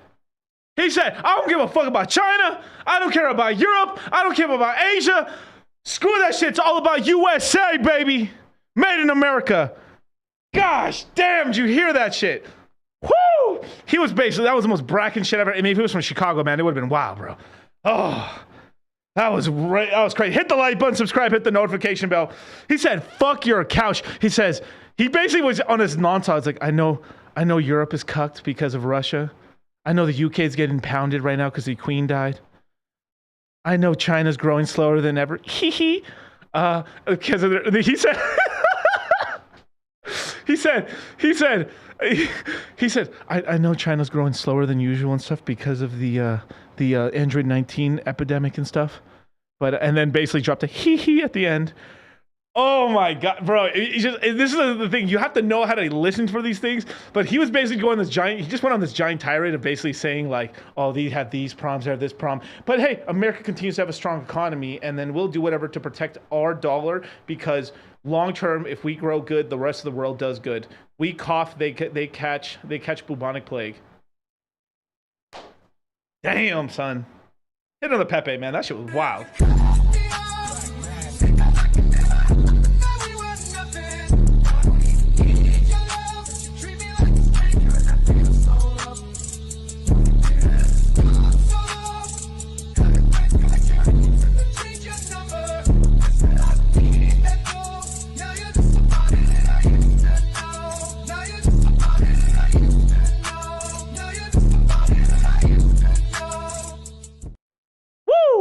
And shout out to Chris S. Houston, Texas, baby. Give me a shout out, DCC. There it is, man. Nice hat, bro. I like that. I hope you're wearing a bolo tie. All right, let's go back to Jerome. We're going to play that back from the beginning and just listen to what that context, basically, that he's just like, he's kind of pimp slapping the rest of the world, just saying, I don't care. Clearly a difficult time in the global economy. We're seeing we're seeing very high inflation in Europe, significantly because of high energy prices related to the war in Ukraine, and we're seeing China's having issues with the zero COVID policy, and much slower growth than we're used to seeing. So we see those difficulties. The strong dollar is a challenge for some countries, but we have it, and we take all of that into account in our models. We think about the spillovers and that sort of thing. Here in the United States, we have a strong economy, and we have an economy where inflation is running at 5%. Core PCE inflation, which is a really good indicator of what's going on for us, is the way we see it, is running at 5.1% on a 12-month basis, and sort of similar to that on a 3, 6, and 9-month basis. So we know that we need to use our tools to get inflation under control. The world's not going to be better off if we fail to do that. That's a task we need to do. Price stability in the United States is a good thing for the global economy over a long period of time. Price stability is the kind of thing that pays dividends for our economy for decades, hopefully. Now, I want to pause this just because this comment is so... Josie Wales said, fuck your third world problems. We got 8% inflation, bitches. Oh, man. You guys are killing it with some of the comments in the chats, you guys. You guys are... Oh, my God. You guys are amazing. Even though it may be difficult to get it back, getting it back is something that provides value to the people we serve for the long run. If I could just follow up on that. Thank you. The Fed has acknowledged in the past that the tools that you have don't affect things like energy and food prices that stem from some of those conflicts overseas, and they're some of the biggest pain points for consumers. So as you pursue the current path that you've outlined, is there a risk that some of those prices simply don't come down? So we don't directly affect, for the most part, food and energy prices, but the demand channel does affect them just at the margin. The thing about the United States is that we also have strong, in many other jurisdictions, the principal problem really is energy. In the United States, we also have a demand issue. We've got an imbalance between demand and supply, which you see in many parts of the economy. So our tools are well suited to work on that problem, and that's what we're doing. You're right, though. We don't, the price of oil is set globally, and it's not something we can affect. I think by the actions that we take, though, we help keep longer-term inflation expectations anchored, and keep the public believing in 2% inflation by the things that we do, even in times. Wow! Wait! Did I just hear him say that? Keep the public believing there's a 2% inflation rate. Wait, did I hear that right? Wait, hold up. Wait. I don't think I heard this on the first. Wait, I gotta hear that again. Wait. It's not something we can affect. I think by the actions that we take, though, we help keep longer-term inflation expectations anchored, and keep the public believing in 2% inflation by the things. Ooh. Yo. We just catch him slipping? He didn't say 2% inflation. He said we make people believe there's 2% inflation.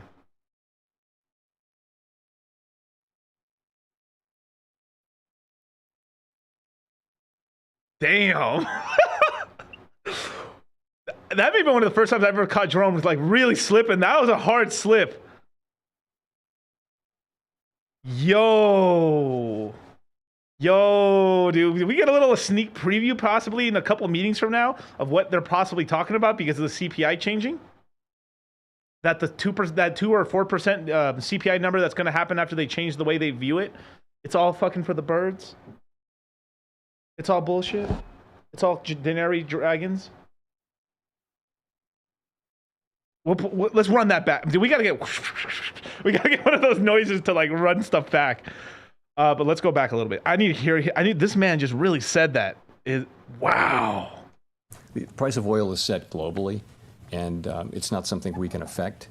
I think by the actions that we take, though, we help keep longer-term inflation expectations anchored, and keep the public believing in 2% inflation by the things that we do, even in times when energy is part of the story of why inflation is high.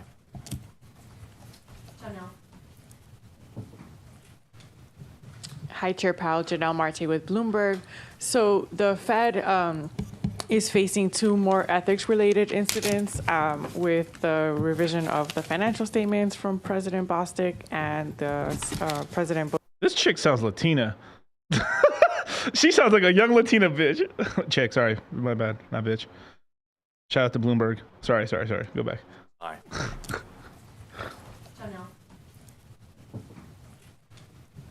Hi, Chair Powell. Janelle Marte with Bloomberg. So the Fed is facing two more ethics-related incidents with the revision of the financial statements from President Bostic and the President Bullard speaking at a closed event. So some senators, like Elizabeth Warren, are saying that this is a sign of greater ethics problems at the Fed. Could you talk about what this does to the public's trust in the bank and what the Fed is doing to prevent this kind of behavior from becoming common? Sure. So you're right. The public's trust is really the Fed's and any central bank's most important asset. And anytime one of the policymakers violates or falls short of those rules, we do risk undermining that trust. And we take that very seriously. We do. So at the beginning of our meeting yesterday, actually, we had a committee discussion of the full committee on the importance of holding ourselves individually and collectively accountable for knowing and following the high standard that's set out in our existing rules with respect to both personal investment activities and external communications. We've taken a number of steps, and I would just say we do understand how important those issues are. I would say that our new investment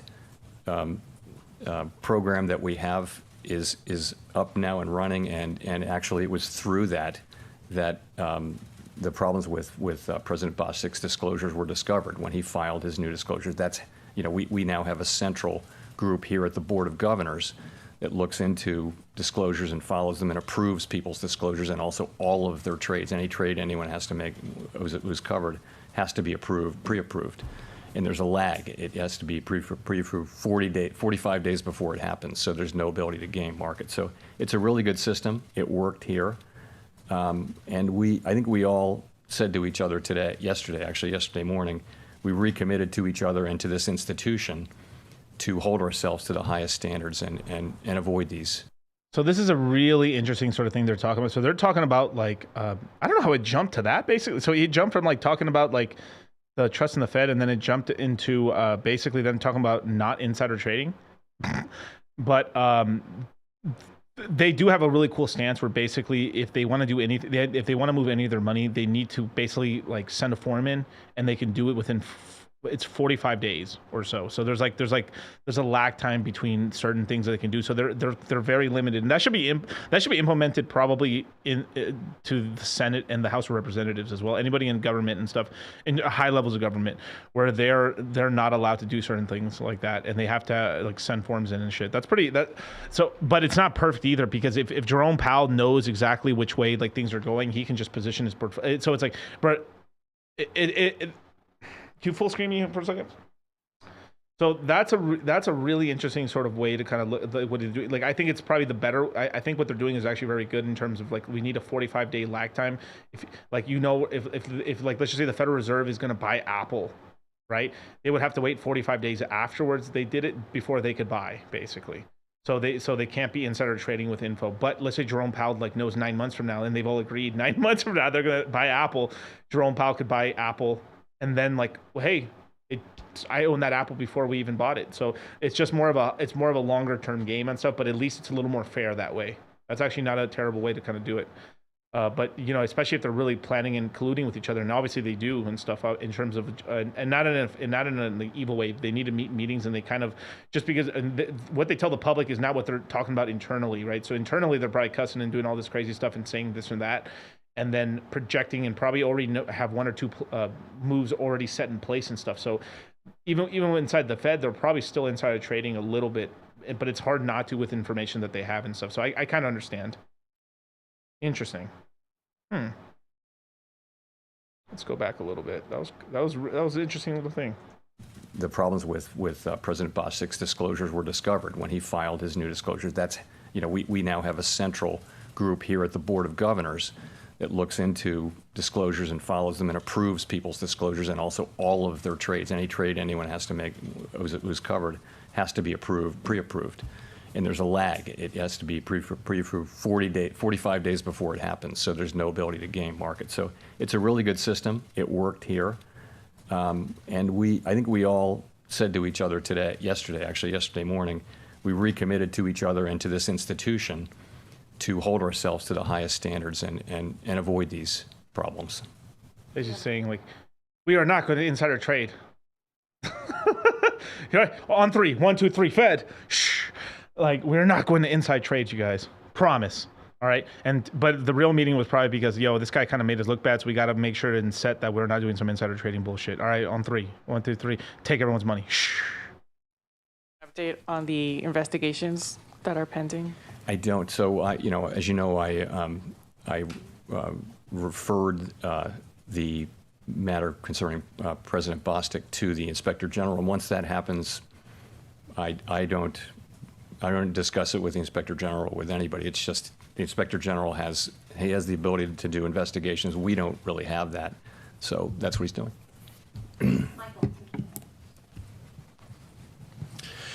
Michael McKee from Bloomberg Television and Radio.